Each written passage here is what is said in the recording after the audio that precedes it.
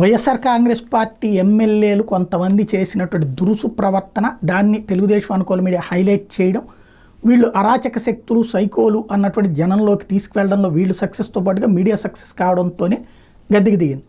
అదే సందర్భంలో దాన్ని ఆనాడు తూర్పారబడుతూ నిత్యం టీవీ డిబేట్లలో హడావిడి చేసినటువంటి కొలుగుపూడి శ్రీనివాస్ గారు ఇప్పుడు తిరువూరు ఎమ్మెల్యేగా గెలిచేస్తున్నారు, ఎమ్మెల్యేగా అయ్యారు. ఇప్పుడు ఆయన వివాదంలో చిక్కుకున్నటువంటి అంశం వైఎస్ఆర్ కాంగ్రెస్ పార్టీ పత్రికలు రాసుకొచ్చారు. సాక్షిలో ఎన్టీఆర్ జిల్లా తిరువూరు మండలం చిట్యాల గ్రామ సర్పంచ్ తుమ్మలపల్లి శ్రీనివాసరావు మీద టీడీపీ ఎమ్మెల్యే కొలికపూడి శ్రీనివాసరావు ఆగడాలతో తీవ్ర మనస్తాపం చెందిన సర్పంచ్ భార్య కవిత ఆత్మహత్యకు ప్రయత్నించారు. ఎమ్మెల్యే అతన్ని బహిరంగంగా దూషించడమే కాకుండా బుధవారం చిట్యాల వెళ్లి దాడికి ప్రయత్నించడంతో ఆమె కలత చెంది నిద్రమాత్రం మింగారు.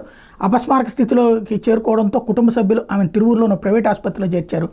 పరిస్థితి విషమించడంతో అక్కడి నుంచి హుటాహుట్న విజయవాడకి తరలించారు. కవిత కోకిలంపాడు వీఆర్ఓగా పనిచేస్తున్నారు. విషయం ఏంటంటే ఎమ్మెల్యే కొలికపూడి శ్రీనివాసరావు తను చంపడానికి ప్రయత్నిస్తుండటంతో భయపడి తన భార్య కవిత ఆత్మహత్యాయత్నం చేసుకున్నట్టు తుమ్మలపల్లి శ్రీనివాసరావు ఆరోపించారు. తిరువురులో బుధవారం ఆయన మీడియాతో మాట్లాడుతూ పోలీసులతో తప్పుడు కేసులు బనాయించి తనను అరెస్ట్ చేయించడమే కాకుండా చిట్యాల వాగు నుంచి ఇసుక తోలకాలను తాను అడ్డుకుంటున్నానని ఆరోపిస్తూ అంతమొందిస్తానని బెదిరించారని చెప్పారు. తిరువూరు మెయిన్ రోడ్లో బహిరంగంగా తన అసభ్య పదజాలంతో తిట్టడమే కాక ఆయన అనుచరులను రెచ్చగొట్టి తనపై కుసుకొల్పుతున్నాడని సర్పంచ్ వివరించారు.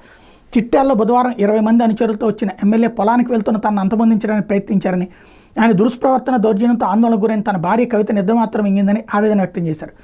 ఘటన నేపథ్యంలో చిట్యాల గ్రామస్తులు బుధవారం తిరువూరులో ఆందోళనకు దిగారు. ప్రైవేట్ ఆసుపత్రిలో చికిత్స పొందుతున్న ఆమెను పరామర్శించారు. కవితను మాజీ ఎమ్మెల్యే స్వామిదాసు, జడ్పీ మాజీ చైర్పర్సన్ సుధారాణి కూడా పరామర్శించి అండగా ఉంటామని చెప్పారని సాక్షి హైలైట్ చేసింది.